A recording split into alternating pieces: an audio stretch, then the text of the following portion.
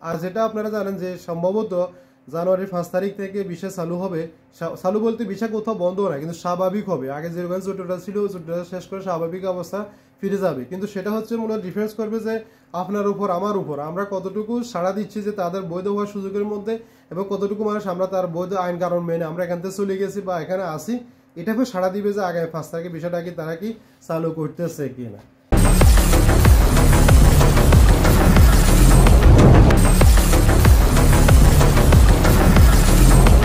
আসসালামু আলাইকুম, আশা করি সব ভালো আছেন। আমার সাথে যাকে দেখতেছেন ওনার নাম হচ্ছে শিমুল ভাই। উনি হচ্ছেন যাই একজন ব্লগার, ভালো মানে একজন ব্লগার। ওনার সাথে এখন আমার কাছে আসার সময় যেটা ঘটেছিল আমরা তার মুখ থেকে শুনবো। মূলত যেটা হচ্ছে যাই যে সংযুক্ত আরব আমিরাতে যে সাধারণ ক্ষমা ঘোষণা করা হয়েছিল, এই সাধারণ ক্ষমা 31 তারিখ ডিসেম্বরের শেষ ডেট। এবং তারা যেটা বলেছিল যে স্যাক নিয়ে যে তারা বিভিন্নভাবে স্যাক দিবে, বিভিন্নভাবে যেগুলো আগে আমরা আপনাদেরকে আগে জানিয়েছিলাম বা যেগুলো তারা বলছিল ওইগুলো কিন্তু কতটুকু বাস্তবিত হচ্ছে উনি হচ্ছে যে সে একটা প্রমাণ। এখনো কিন্তু যে 1 তারিখ অনেক দূরে, জানুয়ারি মাসের 1 তারিখ অনেক দূরে, প্রায় আরো 8-9 দিন বাকি আছে। তার আগে অলরেডি কিন্তু স্যাক শুরু হয়ে গেছে, এবং যে স্যাকগুলো শুরু হয়ে গেছে উনি এই স্যাকের মধ্যে থেকে উঠে এসেছেন, আমার কাছে আসছেন। তো আমি ওনাকে দাওয়াত করেছিলাম আমার এখানে আসার জন্য, ভাইয়ের সাথে বসে গল্প করব। তার সাথে আসার সাথে সাথে উনি আমাকে যেটা বললো সেটা হচ্ছে যে সাইদ ভাই এই যে পরিস্থিতি হচ্ছে, তো চলুন আমরা এই কথাটা আমাদের বর্তমান যারা আছেন সংযুক্ত আরব আমিরাতে তাদের কাছে কথাটা শেয়ার করে দিই। সেই অনুপাতে আজকে আপনাদের জন্য এই ভিডিওটি এই মুহূর্তে প্রায় রাত্রে এখন প্রায় 10টা-11টা বাজে এই মুহূর্তে ভিডিওটা করা। তো আমরা এখন শিমুল ভাই থেকে তার প্রথম তার পরিচয় জানবো এবং সে কি প্রমাণটা পেয়েছে এবং তার সাথে কি হয়েছিল এই জিনিসটা আমরা তার মুখ থেকে শুনবো। এবং হ্যাঁ, নমস্কার, আমার বাড়ি হচ্ছে কলিকাতা, হুগলি ডিস্ট্রিক্ট। হ্যাঁ, আমি এই ইমারাতেই থাকি। আমি ফেসবুকে ব্লগও করি। যাই হোক, আজকে যে একটা পরিস্থিতির মধ্যে আমি পড়েছিলাম সেটা হচ্ছে এই ইমারতে একটা নতুন কানুন চালু করেছিল যে জানুয়ারি মাসের 1 তারিখ থেকে চেকিং শুরু হবে। যারা অবৈধভাবে রয়েছে তাদেরকে চেকিং করে তাদেরকে হয়তো আবার ভিসা লাগাতে বলবে বা তাদের দেশে পাঠিয়ে দেবে, এরকম কিছু একটা চিন্তা ভাবনা এখানকার মানে সরকার করেছিল।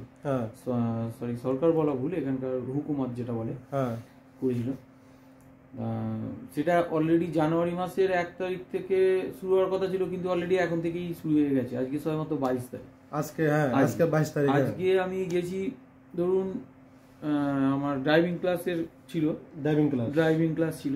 আবার কিন্তু শিমুল ভাই কিন্তু আবার ড্রাইভিং শিখতেছে, এদেশে ড্রাইভিং শিখতেছে, যেহেতু ব্লগ করে, তো ব্লগের জন্য ড্রাইভিং অত্যন্ত গুরুত্বপূর্ণ তাদের জন্য।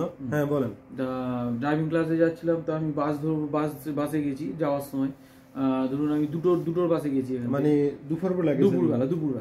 যাওয়ার সময় আমি কোনো চেকিং পাইনি, মানে যখন যাচ্ছেন না তখন কোনো চেকিং। আমি যাওয়ার সময় বাজারে নেমেছি, বাজার থেকে আবার বাস চেঞ্জ করেছি অলরেডি, তখন কিন্তু কোনো চেকিং পাইনি।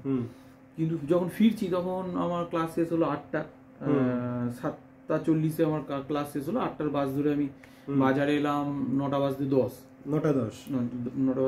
আমি বাজারে এসে নামলাম। বাজারে নেমে এগিয়ে আমি একটু এগিয়ে গেলাম যে একটু বাজারে একটু মাছ নেবো বলে, যেগুলো পাওয়া যায়। আচ্ছা, যাওয়ার সময় দেখলাম যে সব মানে পুলিশরা আর কি সব এদিক ওদিক সব ছড়িয়ে ছিটিয়ে দাঁড়িয়ে রয়েছে, ছড়িয়ে ছিটিয়ে দাঁড়িয়ে রয়েছে। আমি ভাবলাম যে এমনি হয়তো দাঁড়িয়ে রয়েছে, কি ব্যাপার। গেলাম, আবার আসলাম। আমি যখন আসছি তখন একটা গলি রয়েছে, শুরু ভেতর দিয়ে আসছিলাম। আস্তে আস্তে ওখানে দাঁড়িয়ে ফোনে কথা বললাম, মানে গলির মুখে জাস্ট বেরিয়ে এসেছি। এসেই একজন অফিসার এসে আমার থেকে হাওয়াইয়া চাইলো, মানে আইডি। আমি জিজ্ঞাসা করলাম কেন, কোনো কথা নাই, হাওয়াইয়া আইডি চাইলো। আমি আইডিটা বার করে দেখালাম, আমার পকেটে থাকে, আইডিটা বার করে দেখালাম। বলে ওকে ব্যাস। ও আইডি ডেটটা দেখলো, মেন ডেটটা দেখলো, মানে আইডি ঠিক আছে, ডেটটা দেখে নিল যে আমার আইডি আছে কিনা দেখে নিল। যাদের এখানে যেটা একটা কথা আবার আছে সেটা সুমন ভাই, এখানে মূলত যেটা বলতেছে প্রত্যেকটা আইডি কিন্তু এক একটা স্টেটের হয়ে থাকে। যেমন আলাইনের একটা, আবুধাবির একটা, দুবাইয়ের একটা, বা ওমর কোয়েন, বা প্রত্যেক একটা স্টেটের নাম থাকে ওইখানে, নাম থাকে। এখন যতটুকু জানতে সেটা হচ্ছে যে আপনি যদি দুবাইয়ের মানুষ যদি আবুধাবিতে আসেন তাহলে আবুধাবিতে আপনি কেন আসছেন এটা কিন্তু বলতে হবে। এবার দেখা গেছে যে আবার আবুধাবির মানুষ যদি দুবাইতে গেছেন বা দুবাইয়ের মানুষ ফুজরিয়া গেছেন বা যে স্টেট যান না কেন, তো ওইখানে যদি ধরে আপনাকে কিন্তু এটা কফিও দিতে হচ্ছে, কেন আসছে কি আসলে বিষয়, আপনার বিষয় তো অমুক জায়গাতে, এখানে কেন আসছেন এটা জিজ্ঞাসা করছি। হ্যাঁ, এটা জিজ্ঞেস করতেছে।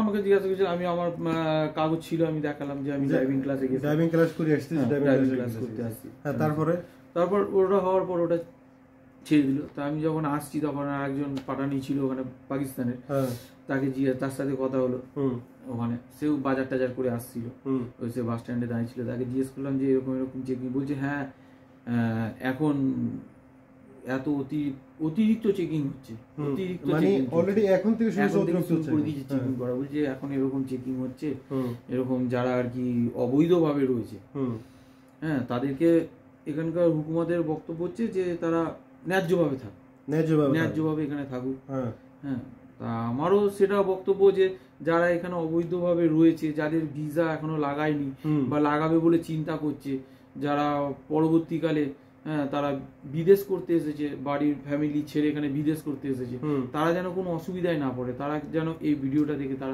তারা তাড়াহুড়ো করে যত তাড়াতাড়ি শিখো। যেন এখন যেমন ওই মুখলাপা থেকে, যেটা আমাদের মুখলাপা বলে এই দেশে, যেটা ফাইন বা জরিমানা, যেটা সেই জরিমানা এখন মুকুব করে দিচ্ছে, সেই মুকুব করে দিচ্ছে যখন, তাহলে তারা যেন তড়িঘড়ি করে অন্তত ভিসাটা লাগিয়ে নেয়। আর বাসের মধ্যে কি হয়েছে আপনার সাথে?